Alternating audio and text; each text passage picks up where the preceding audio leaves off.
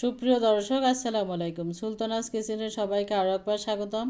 আমি আরও একটি রেসিপি নিয়ে হাজির হয়ে গেলাম। আমি আজকে তৈরি করেছি মেটে আলু দিয়ে রুই মাছের ঝোল। এটা ভীষণ মজার একটি খাবার। আশা রাখি এই রেসিপি আপনাদের সবার কাছে ভীষণ ভালো লাগবে। যাদের কাছে ভালো লাগবে একটা লাইক দিয়ে দেবেন, সবার সাথে শেয়ার করে দেবেন। পাশে থাকা বেল বাটনটি ক্লিক করে দেবেন, তাহলে আমি যখন কোনো নতুন ভিডিও আপলোড দেব সবার আগে আপনার কাছে পৌঁছে যাবে। অনেকে আমার চ্যানেলটি সাবস্ক্রাইব করে দিয়েছেন, তাদেরকে অসংখ্য ধন্যবাদ। যারা এখন আমার চ্যানেলটি সাবস্ক্রাইব করে দেননি তাদের কাছে অনুরোধ থাকবে আমার চ্যানেলটি সাবস্ক্রাইব করে দিয়ে আমাকে সাপোর্ট করার জন্য। আমি এখানে এই রেসিপি তৈরি করার জন্য নিয়েছি এই যে মেটে আলু। এটা দেখতে আছে শিকড়ের মতো, এই যে ভিতরে কিন্তু সাদা আছে। আর নিয়েছি আমি এখানে মাথাসহ রুই মাছ নিয়েছি কয় পিস। এই আলুগুলো ভালোভাবে ছুলে নেব, ছুলে নিয়ে ছোট ছোট টুকরো করে কেটে নেব। আর মাছগুলো লবণ এবং হলুদ দিয়ে ভালোভাবে এটা মাখিয়ে ভেজে নেব।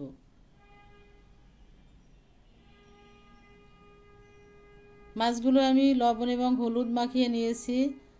আর আলু ভালোভাবে খোসা ছাড়িয়ে এবং ছোট টুকরো করে কেটে নিয়েছি।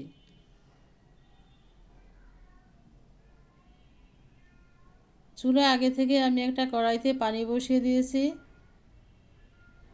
পানিটা ফুটে উঠছে, এখন দিয়ে দেবো এই কেটে রাখা আলুগুলো।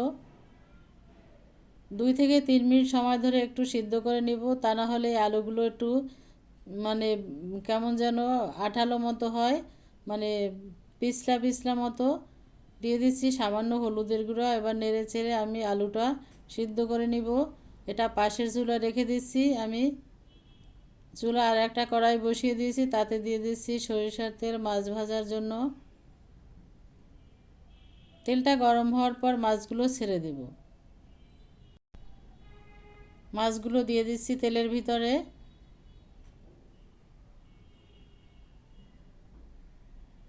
এরপর আমি এক এক পাশ 3 থেকে 4 মিনিট সময় ধরে ভেজে উল্টে পাল্টে মাছগুলো ভেজে নেব। উল্টে দিচ্ছি এক পাশ।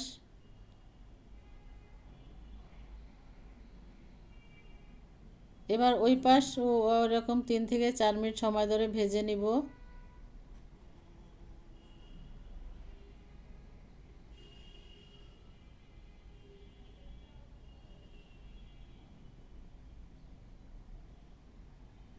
হয়ে গেল উল্টে নেওয়া মাছগুলো।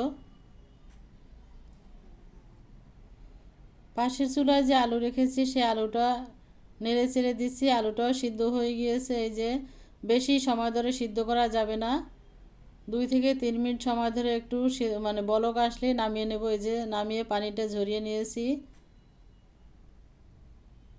মাছগুলো আমি আবার উল্টে দিচ্ছি।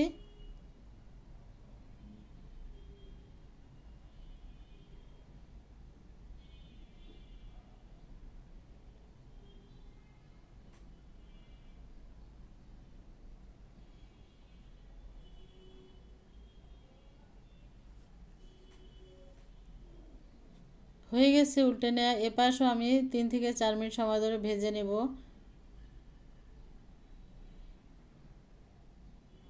হয়ে গেছে ভেজে নেওয়া। এবার আমি চুলাটা চুলা থেকে নামিয়ে নেব মাছগুলো। চুলা আমি আর একটা কড়াই বসিয়ে দিয়েছি, তাতে দিয়ে দিয়েছি রান্নার জন্য তেল। 1 টেবিল চামচ পরিমাণ তেল দিয়ে দিচ্ছি আমি এখানে। তেলটা গরম হওয়ার পর দিয়ে দেব আমি এখানে রসুন এবং পেঁয়াজ বাটা। এখানে আছে আমার 1.5 চা চামচ রসুন বাটা আর 2 টেবিল চামচ পরিমাণ আছে পেঁয়াজ বাটা। ভালোভাবে তেলের সাথে নেড়েচেড়ে ভেজে নিতে হবে। এরপরে দিয়ে দেবো আমি এখানে গুঁড়ো মশলাগুলো। গুঁড়ো মশলার ভিতরে আছে এখানে আমার 2 চা চামচ শুকনো মরিচের গুঁড়া, 1 চা চামচ লবণ, 1/2 চা চামচ হলুদের গুঁড়া, 1 চা চামচ ধনিয়ার গুঁড়া, 1 চা চামচ জিরের গুঁড়া। মশলাগুলো দিয়ে ভালোভাবে পেঁয়াজ এবং রসুনের সাথে নেড়ে চেড়ে একটু কষিয়ে নেব। দিয়ে দেবো এখানে সামান্য পরিমাণ পানি।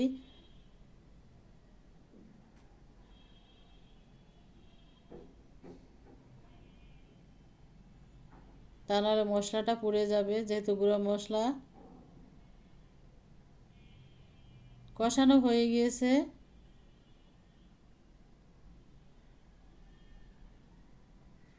এখন এখানে সেই সিদ্ধ করে রাখা আলুগুলো দিয়ে দিচ্ছি। এই আলুগুলো আবারও ভালোভাবে মশলার সাথে কষিয়ে নিতে হবে। আর যে আলুটা আমরা রান্না করছি মেটে আলু, এই আলুটা কিন্তু এই শীতের সময় পাওয়া যায়, সারা বছর এটা পাওয়া যায় না। ভালোভাবে নেড়েচেড়ে মশলার সাথে কষিয়ে নিতে হবে। হাফ কাপ পরিমাণ পানি দিয়ে দিচ্ছি, পানি দিয়ে আরও ভালোভাবে কষিয়ে নেব। এবার ঢেকে দিব।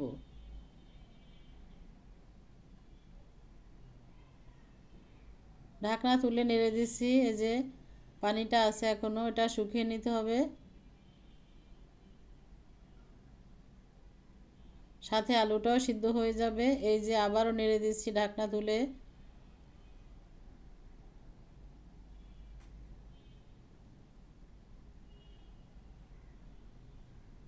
এখন দিয়ে দিতে হবে ঝোলের পানি। আমি গরম পানি দিয়ে দিচ্ছি এর ভিতরে। যে কোনো রান্নায় ঝোলের জন্য গরম পানি দিলে সে রান্নার স্বাদ ভালো আসে, আর রান্নার প্রসেসিং চলতে থাকে এবং যে সবজি বা মাংস যাই রান্না করি সেটা পানসে ভাব হয় না। আবার ঢেকে দিচ্ছি।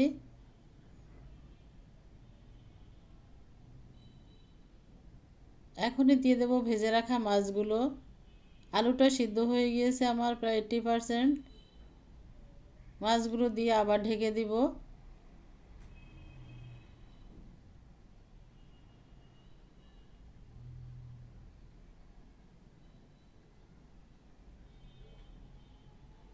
এই যে আলুটা সিদ্ধ হয়ে গিয়েছে, একেবারে গলে গিয়েছে। এখন দিয়ে দেব ধনিয়া পাতা কুচি আর কাঁচামরিচ দেব, কয়েকটা কাঁচামরিচ দিয়ে তারপর ঢেকে দিব আবার।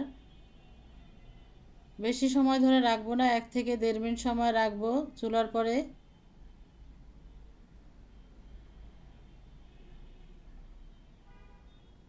এই আলুটা একটু ঝাল ঝাল করে রান্না করলে বেশি খেতে মজা হয়। হয়ে গেছে আমার রান্নাটা, চুলাটা বন্ধ করে দিয়েছি। এরপরে একটা পরিবেশন পাত্রে নামিয়ে নেব।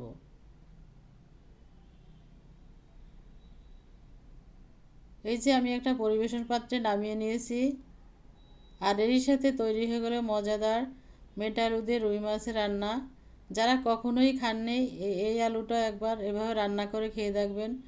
এটা ভীষণ মজার একটি তরকারি হয়, খেতে ভালো লাগে। আশা রাখি রেসিপি আপনাদের কাছে অনেক ভালো লেগেছে।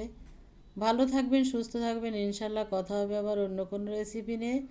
আজ তাহলে এ পর্যন্তই। আল্লাহ হাফেজ।